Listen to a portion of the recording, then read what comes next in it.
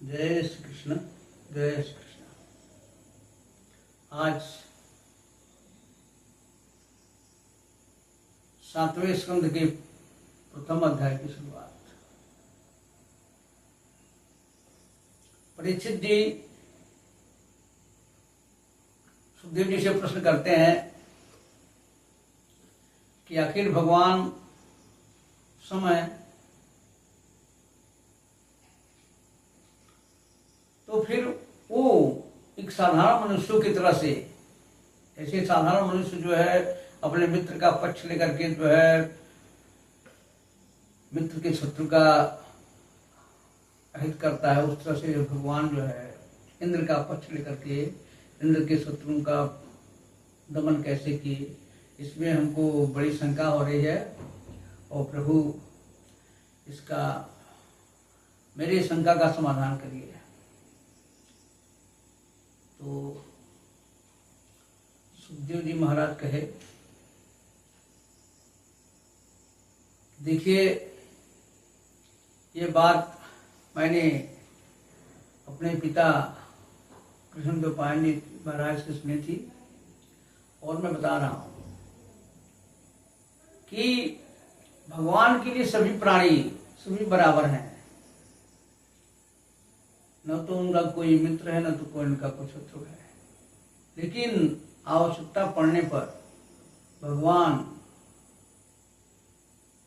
दोनों स्वरूप धारण करते हैं। भगवान जो है प्रकृति के गुणों को स्वीकार करके जो है वही बन जाते हैं वध करने वाले, और वही बन जाते हैं जो है बाध्य भी बन जाते हैं।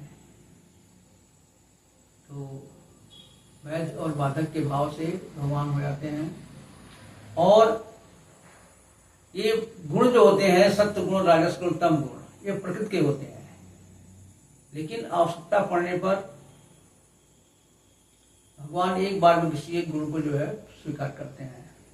और जब भगवान सत्य गुण को स्वीकार करते हैं तो उस समय देवताओं की अभिवृद्धि करते हैं, और जब राजस गुण को अपनाते हैं तो उस समय जो है ये दैत्यों और मनुष्यों की जो है वृद्धि करते हैं। और इसी प्रकार जब तमोगुण की वृद्धि करते हैं तो उस समय वे यक्ष और राक्षसों की वृद्धि करते हैं। ये उनका खेल है। और जब शरीर धारण करना होता है तो विशेष रूप से रजोगुण को स्वीकार करके शरीर धारण करते हैं, और जब सहन करने की इच्छा होती है तो तम गुण को स्वीकार करके बहुत दिन तक। तो ये भगवान की लीला अपरंपार है। तो पुनः ये परीक्षित पूछे तो उनके जवाब पर सुखदेव जी कहते हैं कि मैं उन्हीं की सुनी हुई कथा सुनाता हूं। एक बार जब तुम्हारे दादा युधिष्ठिर जी राजसूय यज्ञ कर रहे थे तो उस राजसूय यज्ञ में उनके सामने ही एक दिव्य घटना हो गई, और उनके आंखों के सामने देखते देखते ये चेदराज शिशुपाल और ये दंतवक्त्र, ये दोनों देखते देखते भगवान कृष्ण में समाहित हो गए। तो ये बात उनको समझ में आया कि जिंदगी भर पानी पी पी करके जो है ये भगवान कृष्ण को गालियां दिया करते थे। ये घटना समझ में आई तो उन्होंने, नारद जी भी वहीं उपस्थित थे, तो बहुत सारे महर्षि लोग उपस्थित थे। तो युधिष्ठिर जी ने जो है ये प्रश्न उनसे पूछ बैठा, कहे महाराज हमको समझाइए, ये दोनों तो हमेशा जो निंदा करते रहे हैं, और जब से ये दोनों तुतला करके बोलने लगे तब से तो ये जाते सोते हमेशा ये पानी पी पी करके जब भगवान को गालियां देते थे, भगवान के तो नारद जी ने उनको कहा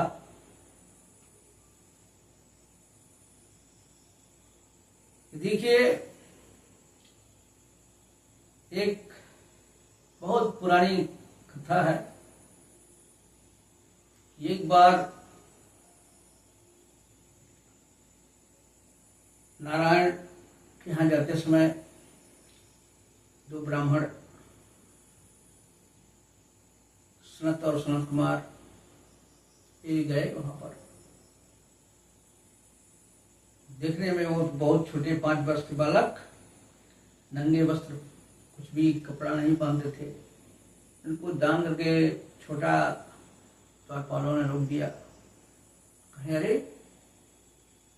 यहाँ पर तो ऐसा भेदभाव कैसे चल गया, और तुम लोग इस लोक में रहने लायक नहीं हो, अब जाओ, अब तुम नीच असुर योनि पे जन्म लोगे। अब तुरंत का तुरंत उनके कहते कहते वो नीचे गिरने लगे।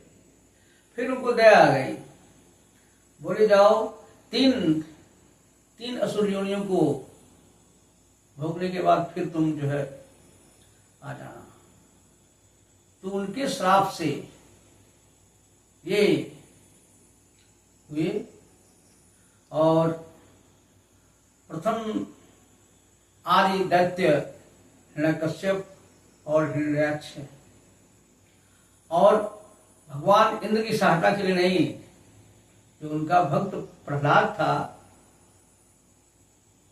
ये सम्मान दिखाने के लिए, प्रहलाद का सम्मान बढ़ाने के लिए भगवान ये किए, हिरण्यकश्यप का वध किए। और इस कथा को जो है नारद ऋषि जहाँ भी अपना एक गान गाया करते हैं, जो है ये कथा सुनने से आपका कल्याण होता है। जो भी सुनता है ये कथा ना, उसका कल्याण होता है, मामूली कथा नहीं है। और दूसरे जन्म में ये विश्रवा और केसनी के गर्भ से जो है रावण और कुंभकर्ण हुए, जो जन्म लिए पूरी दुनिया में उत्पात मचा दिए। तो उस समय जन्म जो है ये भगवान राम के रूप में आकर के वही भगवान उनका वध किए। और ये तीसरा जन्म में जो है ये शिशुपाल और दंतोक्त के रूप में आए, और अब इस जन्म के बाद साक्षात भगवान के शरीर में ये प्रविष्ट कर गए। अब यहाँ उनका तीसरा जन्म समापन है, और भगवान के शरीर में जो है साक्षात प्रविष्ट कर गए। अब मुक्ति उनकी हो गई। अब उनका जो है यहाँ अब अगला जन्म नहीं होने वाला है। और यह जो है रहस्य है। तब सबको ये समझ में आया। लेकिन अब प्रहलाद की कथा ऐसी थी, तो पुनः जो है राजा परीक्षित पूछते हैं, महाराज आखिर किन कारणों से पुत्र के प्रति तो सबका प्रेम होता है, तो उनका पिता हिरण्यकश्यप उनसे क्यों द्वेष करने लगा, क्यों उनको मरवाने की चेष्टा करने लगा? इसका इतिहास हमारे मन में जानने की बहुत इच्छा है, और ये कथा हमको अवश्य सुनाइए। तो ये कथा को हम अवश्य सुनाएंगे, फिर आपको अगले वीडियो में सुनने को मिलेगा। जय श्री कृष्ण।